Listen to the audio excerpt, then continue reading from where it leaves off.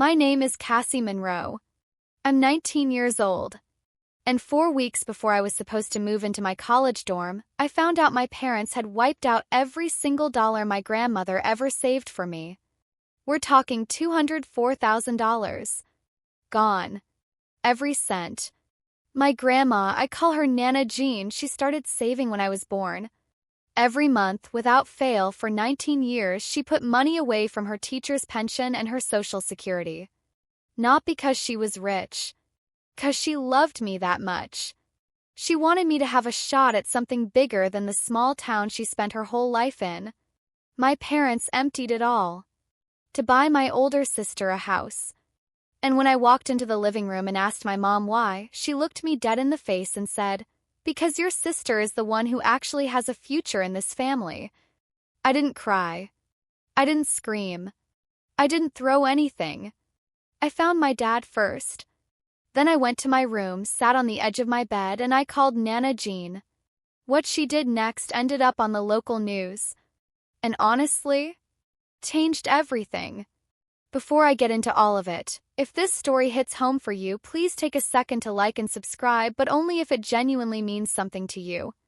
Drop a comment and tell me where you're watching from. I read every single one. Okay.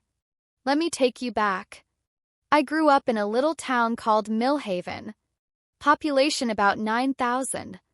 The kind of place where the Dollar General is the most exciting thing on Main Street. Everybody knows your business, and Friday nights mean high school football whether you care about it or not. Our house was a tan split level on Creekwood Drive. Me, my mom Patrice, my dad Gerald, and my sister Becca. On paper, we looked like a regular family. In real life, we were a ranking system, and I was not at the top. Becca is 6 years older than me. 25 when all of this went down. She's got my dad's height, my mom's smile, and this easy, laid-back energy that makes people just automatically like her. Growing up, she was the one who got the bedroom with the window seat. She was the one whose soccer games the whole family drove 2 hours to see. She was the one who got a car for her 16th birthday while I got a card with $20 in it. I want to be clear, I don't think Becca is a bad person. But my mom built her entire identity around being her mom. She was her project. Her proof of something. Me? I was just kind of there. I started working at 14. Babysitting at first, then a hostess job at a restaurant on Route 9 when I turned 15. I paid for my own school supplies. I saved up for my own laptop. When I made honor roll every single semester, my mom would look up from her phone and say, "That's good, huh?" and then look back down. Junior year, I got accepted into a summer math program at the state university. A competitive one, only 40 kids from the whole state got in. I came home with the acceptance letter practically shaking with excitement. Mom was on a call with Becca about whether she should take a job offer in another city. She held up one finger, the wait a minute finger, and kept talking. I stood in the kitchen for 11 minutes. I counted. Then I set the letter on the counter and went upstairs. She never mentioned it. The one person who always showed up for me was Nana Jean. Nana Jean is 76 years old. Retired school teacher. Lives in a little yellow house on Sycamore Lane about 20 minutes from us, with a garden out back and a ceramic rooster on her front porch that she's had since 1987. She smells like lavender and coffee, and she gives hugs like she means it. When I was 9, she sat me down at her kitchen table, the same table I've eaten 1,000 bowls of soup at, and she told me, "Cassie, I have been putting money away for you every single month since the day you were born. It's yours. For college, for your future. Nobody can touch it but you." I believed her completely. I never had any reason not to. I didn't know my parents had started raiding that account 9 months earlier. It was a Wednesday in August. For weeks before my move-in date, I was sitting at our kitchen table with my laptop open, going through my college enrollment checklist. I had already paid my housing deposit out of my own savings, $600 I'd saved from waitressing. I had my meal plan picked out. The only thing left was transferring the tuition money from my college fund. Called the bank to get the wire transfer instructions. Routine. I'd been mentally rehearsing this phone call for months. The woman on the phone walked me through the verification process. Social security number, date of birth, account number, then silence. Not a pause. Silence. The kind where you can feel someone on the other end trying to figure out what to say. Miss Monroe, I'm showing a current balance on this account of $162.40. I laughed. Actually laughed because obviously that was wrong. Can you check again? There should be around $200,000 in there. More silence. I could hear her typing. Ma'am, I'm looking at the transaction history. There have been a series of withdrawals over the past 9 months. They range from $11,000 to $18,000 per transaction. All of the withdrawals were authorized by the account custodian, a Mr. Gerald Monroe. My dad. I didn't say anything. The refrigerator was humming. Through the kitchen window, I could see Becca's car in the driveway. The brand new one she gotten 2 months ago. The one my dad said she got through some kind of deal. My hands weren't shaking. I don't know why. Everything just went very still, like the whole world had pressed pause. $162. Out of $204,000. 9 months. They'd been at it for 9 months. I put the phone down on the table. Didn't hang up. Just set it down. And I walked into the living room to find my mother. She was on the couch with a candle burning on the coffee table, watching one of those home makeover shows she loves. Glass of sweet tea. Totally at ease. Mom, where is my college fund? She didn't flinch. Not even a little. She picked up the remote, turned the TV down, and looked at me like I'd asked something mildly inconvenient. We used it for Becca's house. She needed it more than you do right now. The room didn't spin. Just shifted. Something in my chest cracked open, some wall I didn't even know I'd been leaning on. That was my money. Nana Jean saved that for me. My mom smiled. Patient. Like she was talking to a little kid who didn't understand how the world works yet. Your grandmother can save whatever she wants. I'm your mother. I make the decisions in this family. That was a custodial account. It was legally mine. She stood up. Walked toward me. Close enough that I could smell her perfume, that rose one she wears to church every Sunday. You want talk legal? Go ahead. But don't forget who kept a roof over your head. Don't forget who raised you. She tilted her head and looked at me, really looked at me like she was deciding something. Becca needed a foundation. A real home. Something solid. She waved her hand, almost like she was swatting away a fly. You'll figure it out. You always figure it out. And then she said it. Your sister is the one who actually has a future in this family. She said it the same way you'd say the sky is blue. Just a fact. No cruelty in her voice, which somehow made it worse. Then she turned the TV back up and sat down. I stood there for a few more seconds.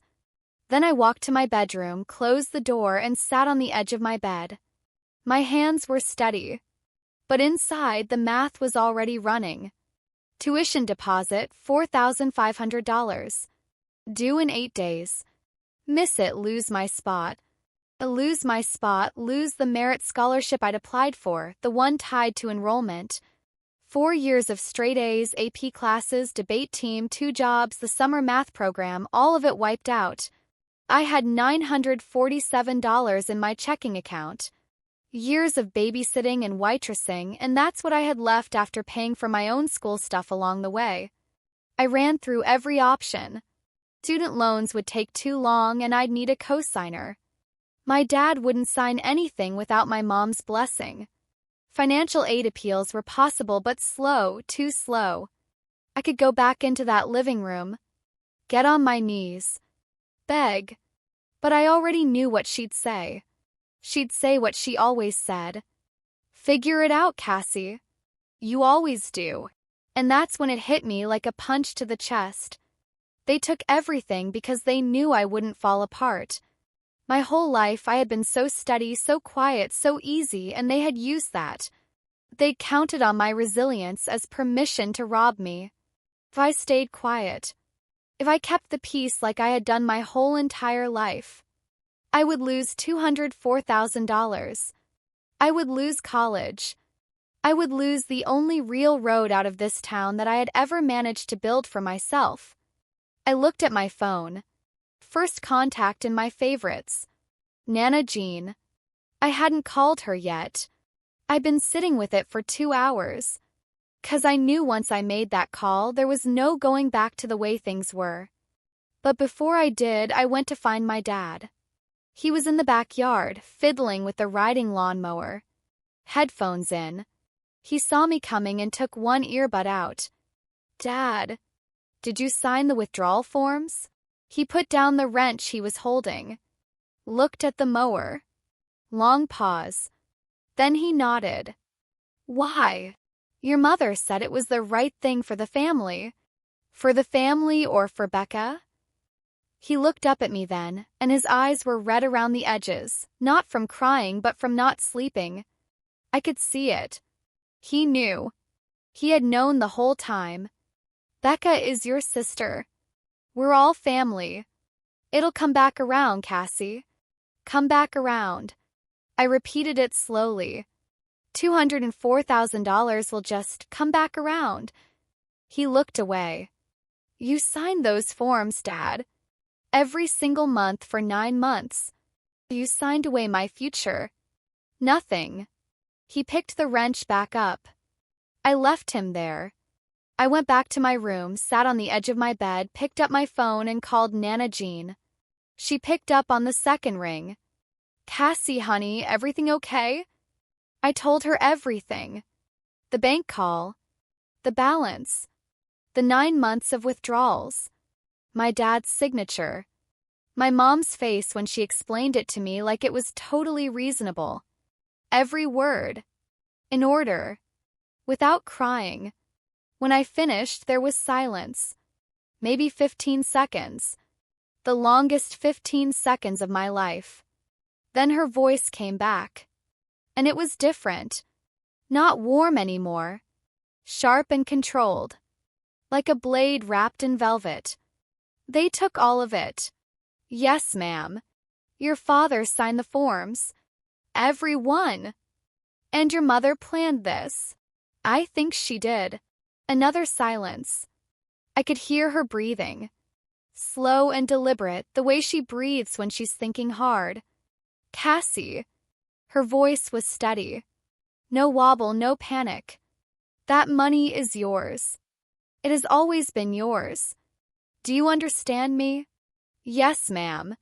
I have every document. Every single one." From the day I opened that account, something in my chest loosened.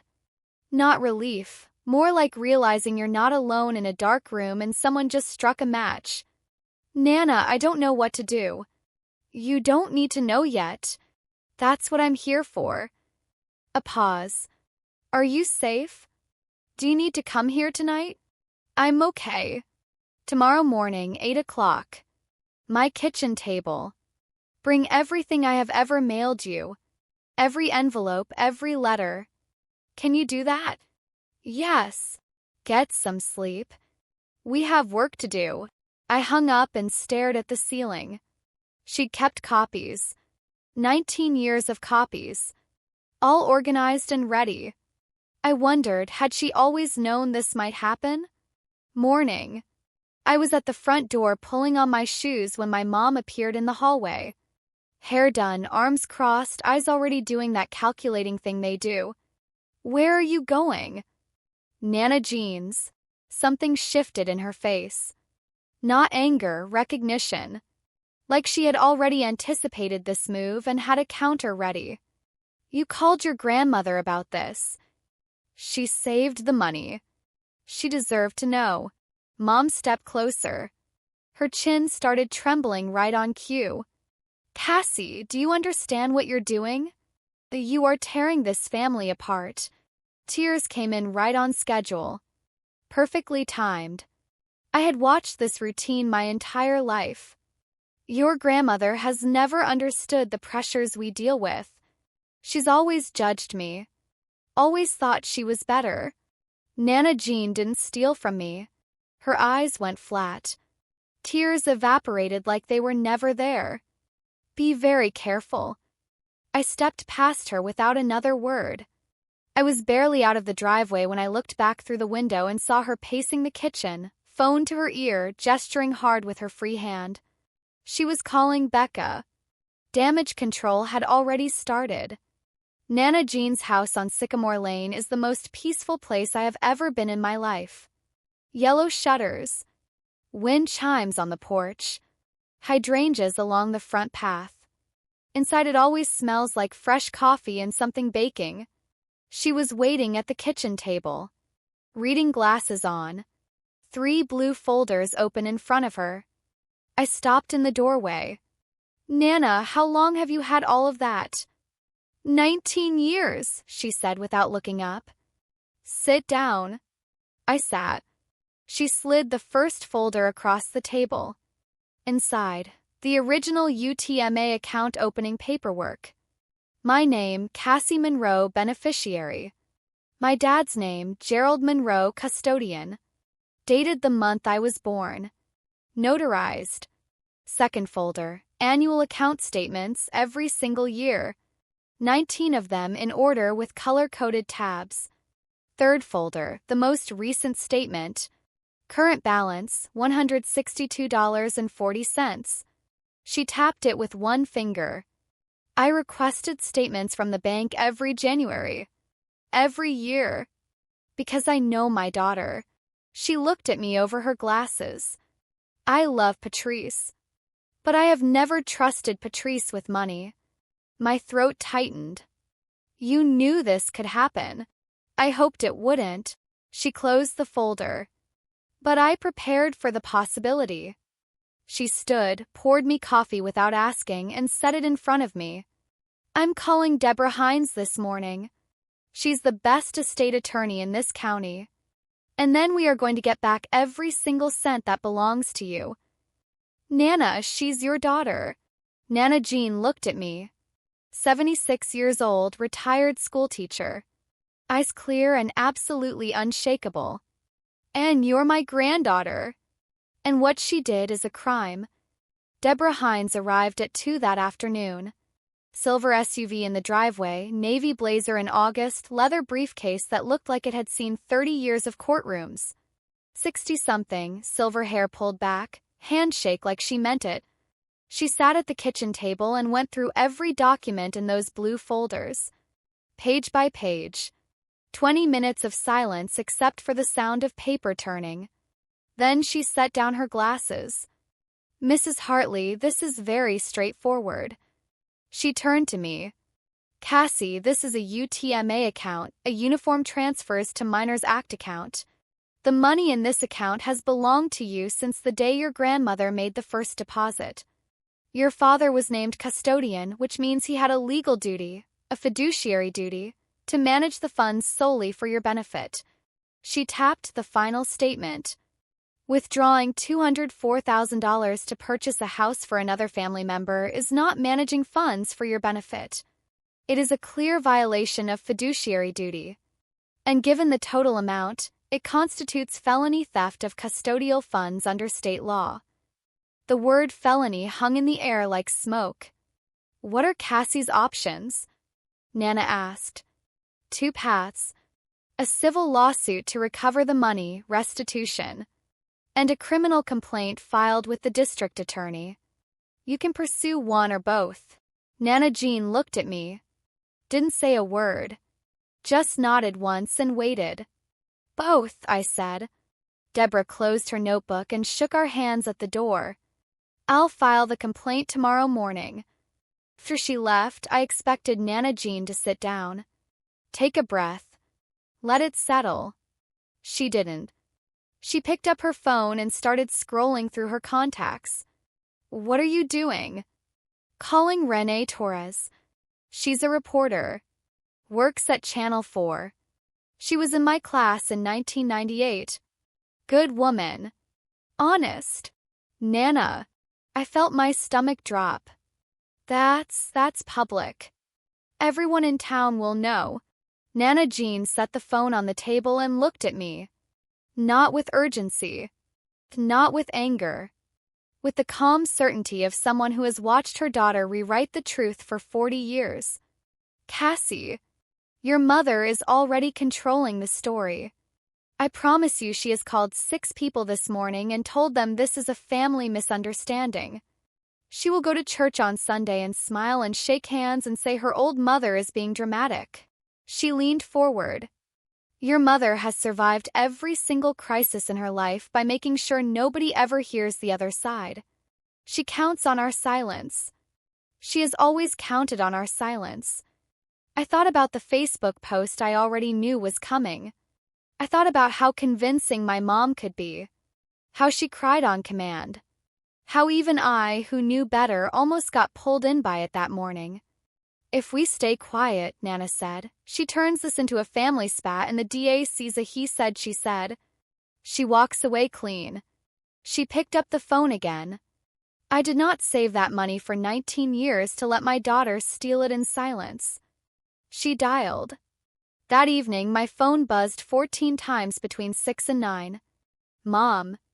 I didn't answer. She texted us both. This is a family matter. You are destroying everything. Becca will pay it back. Just give us time. Time. Right. Time was exactly what she had used to clean out that account.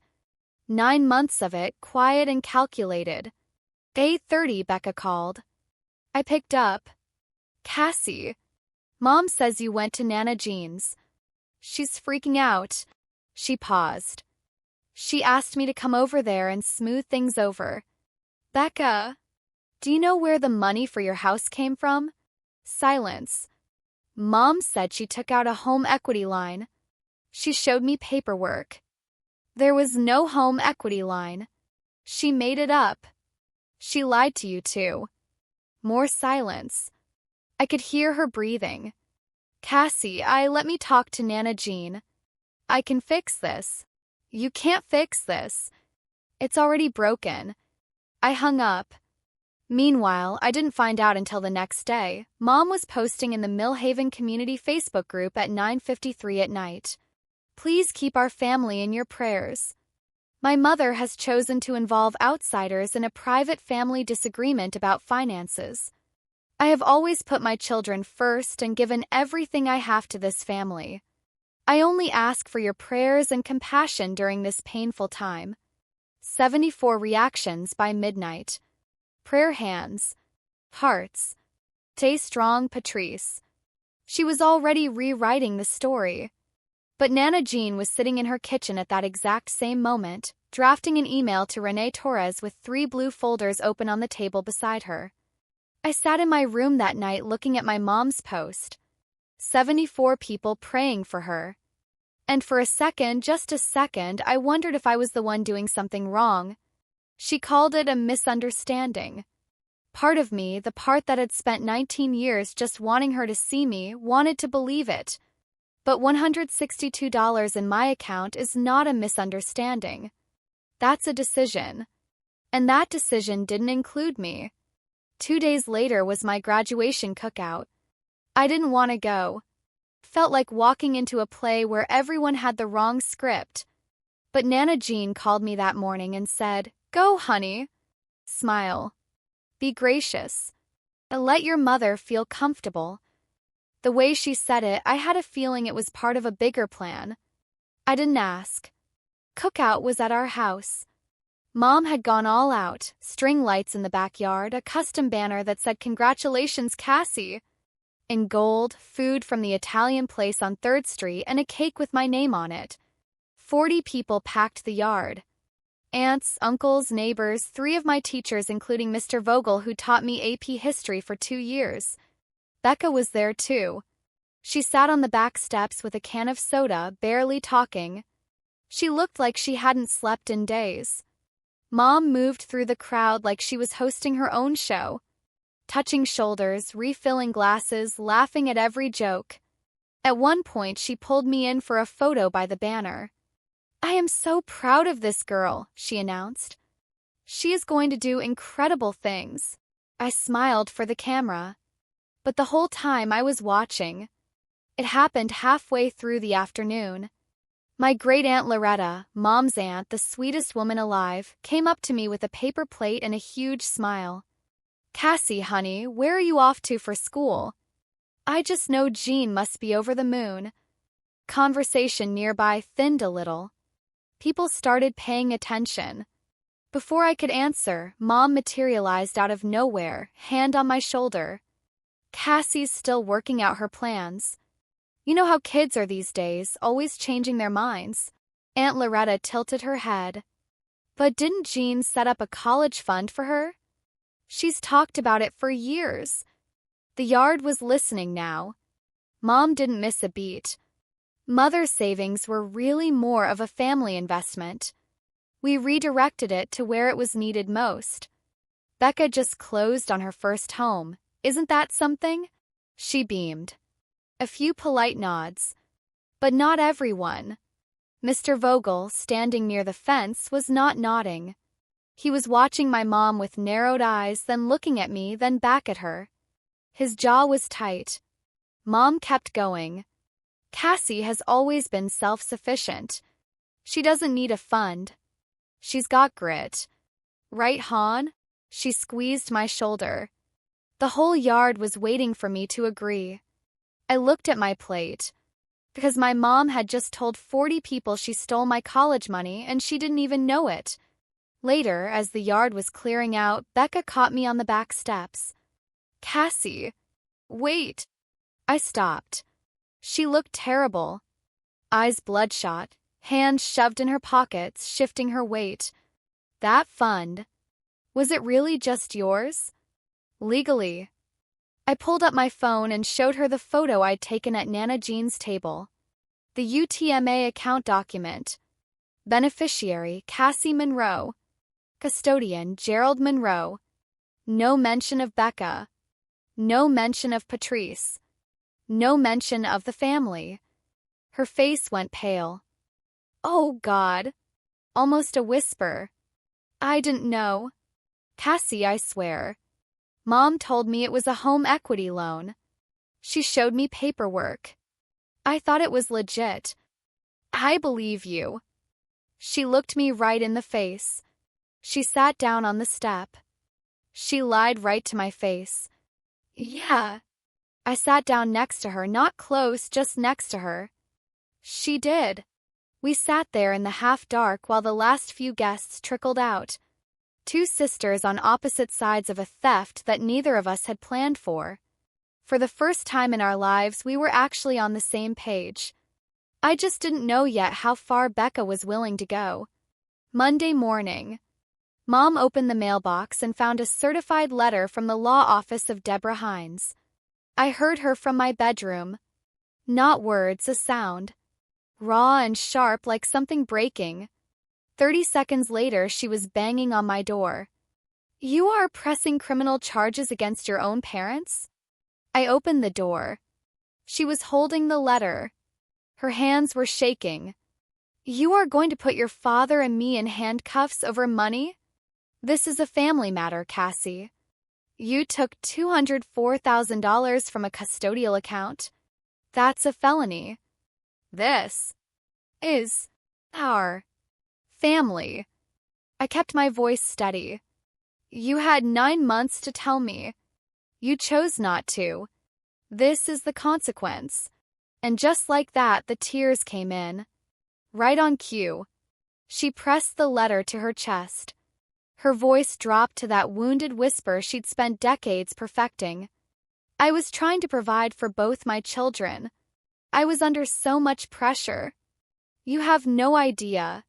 Becca didn't need my college fund, Mom." Her eyes went flat. Tears gone in an instant. "If you go through with this," she said, voice like ice, "you will never be welcome in this family again." I looked right at her. I already wasn't. She stared at me for a long moment. Then she turned, walked down the hall, and slammed her bedroom door so hard the pictures on the wall rattled. 3 days later, Renee Torres showed up at Sycamore Lane. And everything changed. She arrived on a Thursday morning with a camera crew, 2 people, a gray Channel 4 van parked out front, and the kind of quiet confidence that comes from 20 years in local news. She shook Nana Jean's hand at the door. "Mrs. Hartley. It's been a long time. You were always my best listener," Nana told her. They sat at the kitchen table. The blue folders were open. Camera was rolling. And Nana Jean told the whole story. Calmly. Completely. Without embellishment or drama. 19 years of saving, somewhere between $400 and $700 a month from a teacher's pension and retirement savings. A total of $204,000 including investment returns. All deposited into a custodial UTMA account for her granddaughter Cassie Monroe. Her daughter and son-in-law withdrew it all over 9 months to buy a house for their daughter. She slid the documents across the table as she talked. "And you're filing criminal charges against your own daughter?" Renee asked quietly. Nana Jean folded her hands and looked directly into the camera. "I love my daughter. I will always love my daughter. But I love justice more. And Cassie deserves justice. That money was never mine to give Patrice. It was never Patrice's to take. It belonged to Cassie from the moment I made the first deposit." Camera held on her face.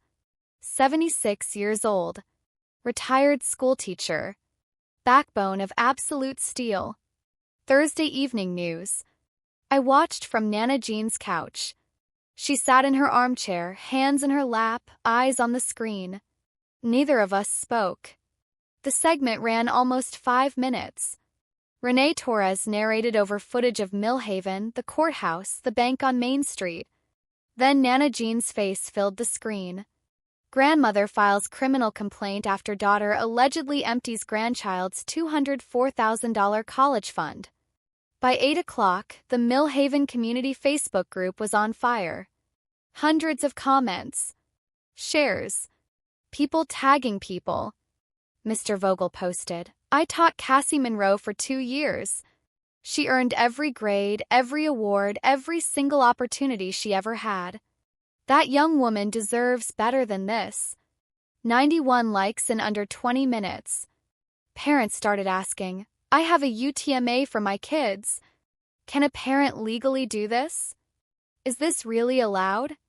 I'm calling my bank tomorrow." Mom watched it happen in real time.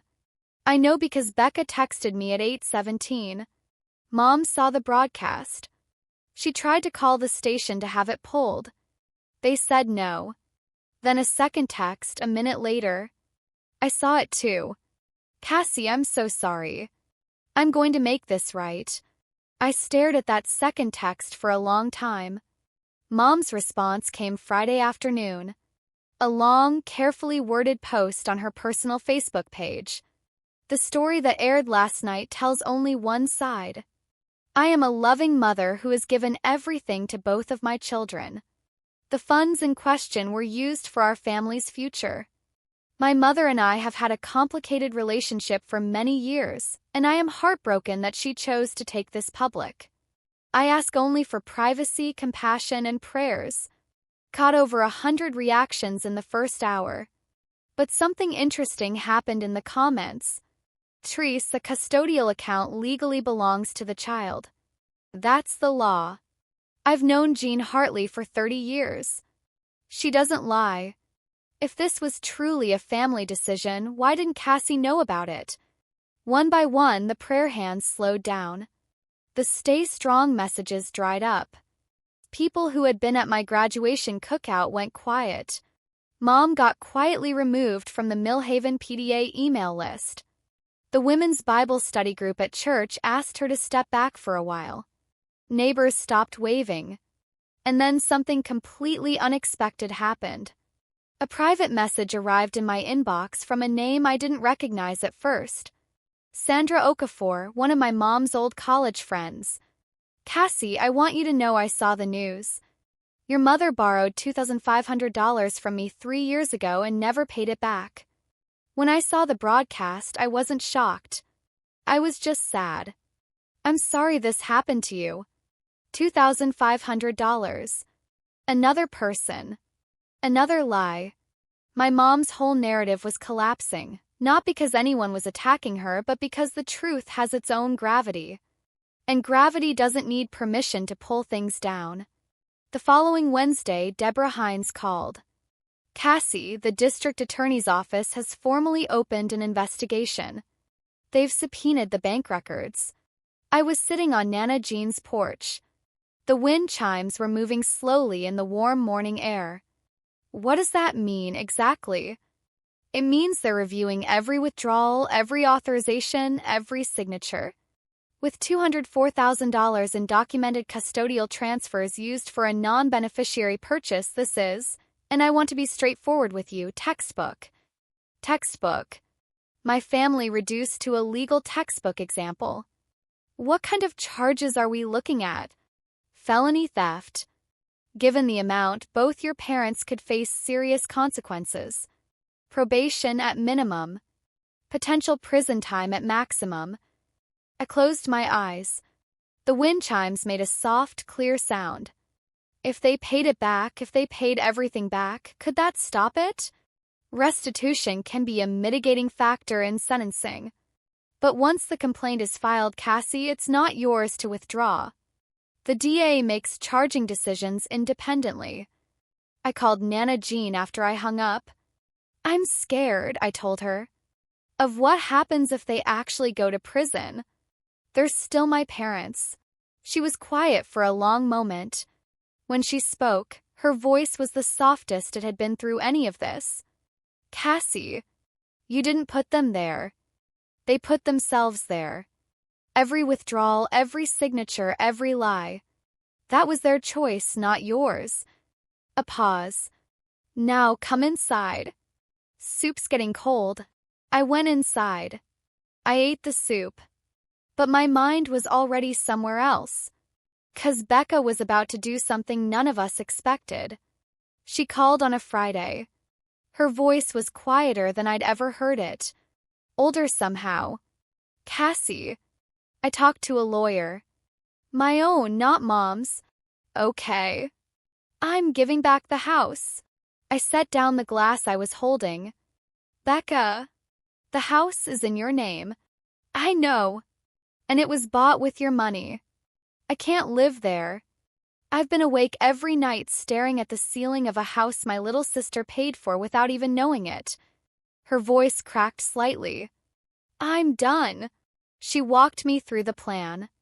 List the house. All proceeds go into a restitution account that Deborah Hines would oversee. Clean, legal, documented. My lawyer says I have zero legal obligation, she continued. I wasn't the custodian. I didn't sign anything. I didn't know. Then why are you doing this? A long pause. Because it's right. And because I can't be the person Mom turned me into. I won't. I didn't say anything for a moment. Becca. She showed you fake paperwork. The home equity loan, it doesn't exist. She made it up. Her own lawyer just found out. The silence on her end was heavy. She forged documents, Cassie. Yeah. She lied to my face and handed me forged documents. Yeah. Thank you for telling me. Don't thank me, she said quietly. I should have asked questions a long time ago. She hung up. I sat down at the kitchen table and stared at the wall. This family was broken. But maybe, just maybe, not all of it. 2 weeks later, the DA made it official. Patrice Monroe and Gerald Monroe were formally charged with felony theft of custodial funds. The charge, misappropriation of UTMA assets held in fiduciary trust for the named beneficiary. The amount, $204,000. Renee Torres ran the update on Thursday's broadcast. My mom hired a defense attorney. The strategy was predictable. Argue that Gerald, as custodian, believed he was acting within his rights. That the family understood the funds as shared. That it was a misunderstanding of the law, not a crime. But the bank records told a different story. 11,000 here, 15,000 there, 18,000 spread over 9 months, every transaction just below the reporting thresholds that would trigger automatic bank alerts. Calculated. Deliberate. Not a mistake. A strategy. And when Becca's discovery about the forged home equity documents reached the DA's office, everything shifted. Falsified paperwork changes bad judgment to premeditation. Dad, through his attorney, quietly approached the DA with a plea deal. He wanted to cooperate. Admit what he did. Take responsibility. Mom refused. She was still fighting.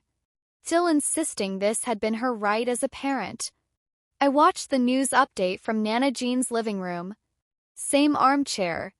Same folded hands. I never wanted them in court, I said quietly.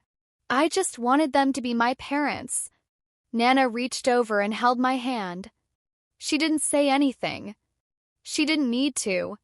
Sighed, the streetlight on Sycamore flickered on. The sun was going down over Millhaven. While all of that was moving through the legal system, Nana Jean did what she has always done. She acted. On a quiet Tuesday morning, she sat down with Deborah Hines and had new paperwork drawn up. Not about the case. About the future. I want to establish an irrevocable trust, she said. For Cassie. No family member as trustee. Corporate trustee through the bank. Funds accessible only by Cassie and only after she turns 21. Distributions limited to education and essential living costs. Then she opened her purse and slid a cashier's check across the table. $47,000. I stared at it. Nana, that's everything. It's everything I have left that isn't the house and my Social Security. She put her hand over mine. Her fingers were thin and warm. It's not 200,000, but it's enough to start. I cried for the first time since any of this began. Just completely lost it right there in the attorney's office. I cried like I was 10 years old. Nana Jean didn't tell me to stop. Didn't say it was going to be okay. She just held my hand and waited until I was done. You are worth every single penny, she said softly. You always have been. Consequences don't show up all at once. They accumulate slowly, like water finding its level. Mom got let go from her part-time job at the flower shop on Elm Street. The owner, Mrs. Dominguez, told her she couldn't have someone with pending felony charges representing her store. Mom told Dad it was because business had slowed down. Dad didn't argue. Dad's electrical business dried up too. In a town of 9,000 people, your reputation is the only thing on your resume. 3 long-term clients stopped calling in the same week. Nobody sent a formal letter. They just disappeared. Mom got quietly removed from the church women's ministry board. The neighborhood adjusted. Mrs. Callahan across the street stopped waving in the mornings. The family next door didn't invite my parents to their 4th of July barbecue. And Becca's house sold in 7 weeks. Net proceeds after fees, $191,000. Every cent went into the restitution fund.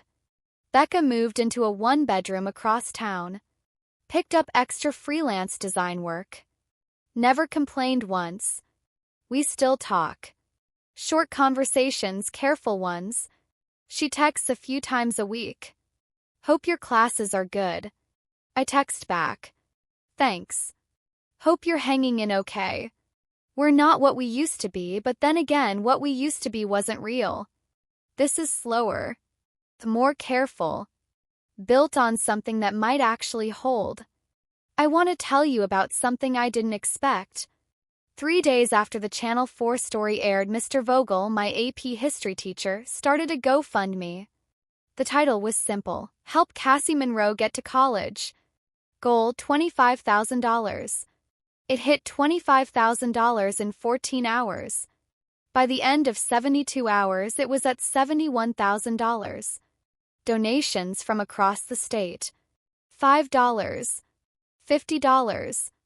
A few anonymous gifts of 1,000.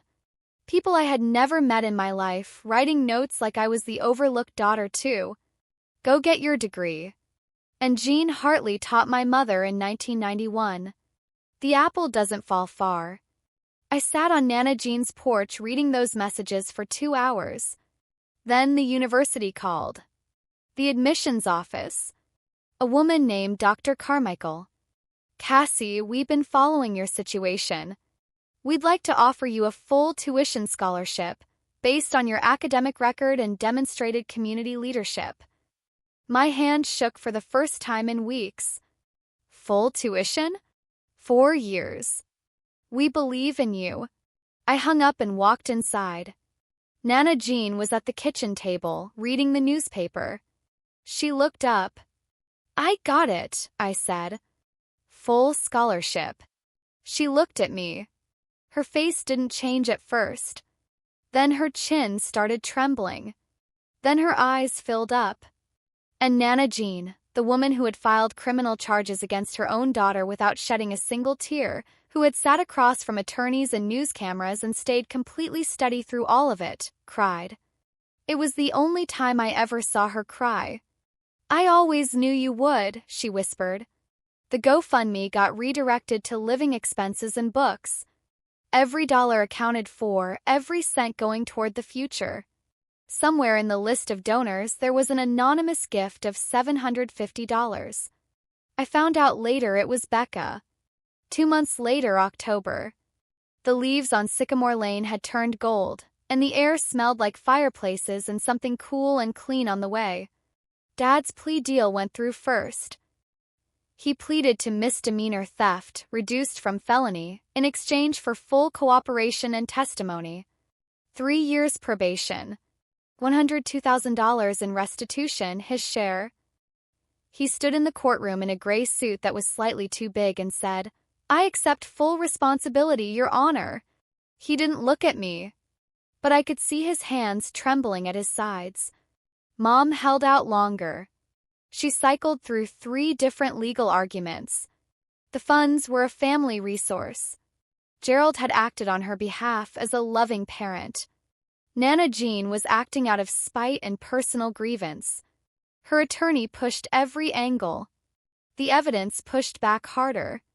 The forged home equity documents sealed it. In the end, Patrice Monroe accepted a plea.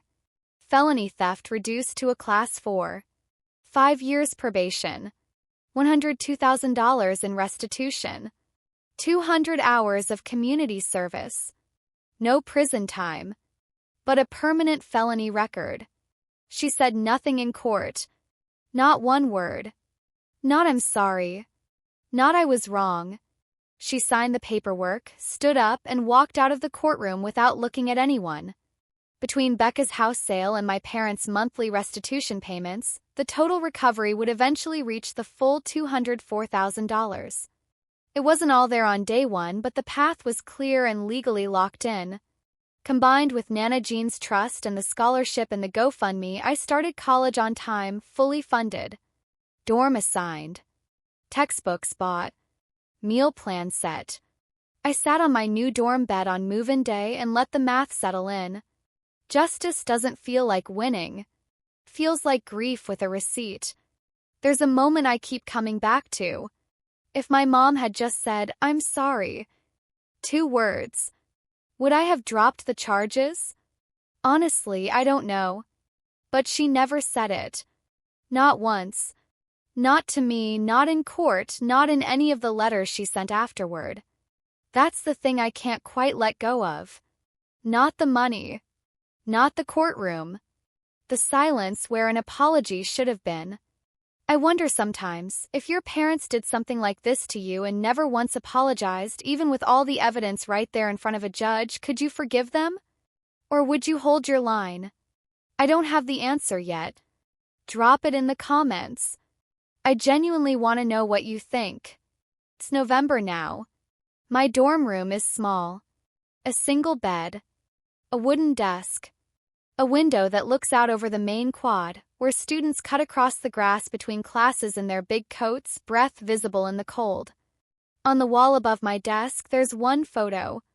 Nana Jean and me on graduation day. She's wearing her blue cardigan, the one with the little gold buttons she's had since before I was born. I'm in my cap and gown. We're both smiling real smiles. The kind you can't fake. It's the only photo from that day I kept. People ask me sometimes, my roommate, a professor who tracked down the article, whether I hate my parents. I don't. That's the honest answer, and it always seems to surprise people. I'm angry. I'm hurt in places I don't fully understand yet. But hate takes energy I'd rather spend on something else. What I feel is something quieter than hate and heavier than sadness. It's the weight of knowing the people who were supposed to protect you chose not to. I call Nana Jean every Sunday night at 7. She's still in the yellow house on Sycamore Lane. Till has the wind chimes. Till has the ceramic rooster. She told me last week the front porch steps are getting a little wobbly and she needs someone to look at them. I told her I'd come over winter break. She said she'd believe it when she saw it. The blue folders are still in her kitchen drawer. Just in case, she says. I don't argue. Becca texts me every few days. Nothing heavy. How's dining hall food? Terrible but free, so. Ha. Hang in there, kid. We're rebuilding something. I don't know what to call it yet. It's not what it was before because what it was before wasn't real. This is slower, more careful, built on something that might actually hold. The mom and dad, I don't talk to them. No calls, no texts, no visits. A few weeks after the sentencing, a letter arrived at my dorm. Handwritten. My mom's cream-colored stationery with her initials at the top. I sat on my bed and opened it. Dear Cassie, I know you may not want to hear from me. I want you to know that I did what I believed was right for this family. I have always tried to give both my children the best I could. I hope that someday you'll understand. I read it twice, then a third time, looking for the word sorry. It wasn't there. I folded the letter, put it in my desk drawer, and closed it. Maybe one day I'll write back. Maybe I won't. But that choice, for the first time in my life, is mine. I look out the window at the quad. Students crossing the grass to class, breath clouding in the cold air. Their futures ahead of them. Mine too. For the first time in my life, my future is in my own hands. If you're still here, if you stayed through all of it, thank you. I know this story is a lot. The kind of thing that makes you want to check on the people you love and double-check the accounts you thought were safe. I get it. I lived it. I'm not telling you this for pity. I'm not telling you this for revenge. I'm telling you because somewhere out there, someone is sitting in their bedroom right now staring at a number on a screen that doesn't make sense. And they're wondering if they're crazy. They're wondering if it's worth the fight. They're wondering if standing up means losing everything. It might. I'm not going to lie about that. I lost my parents. I lost the version of my family I thought I had. I lost months of sleep and years of trust. But I gained something too. I gained my future. I gained my self-respect. I gained a grandmother who showed me that love and accountability are not opposites. They're the same thing dressed differently.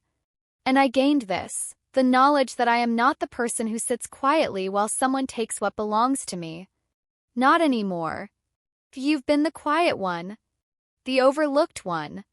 The one who keeps the peace at the cost of your own peace. I hope you hear me.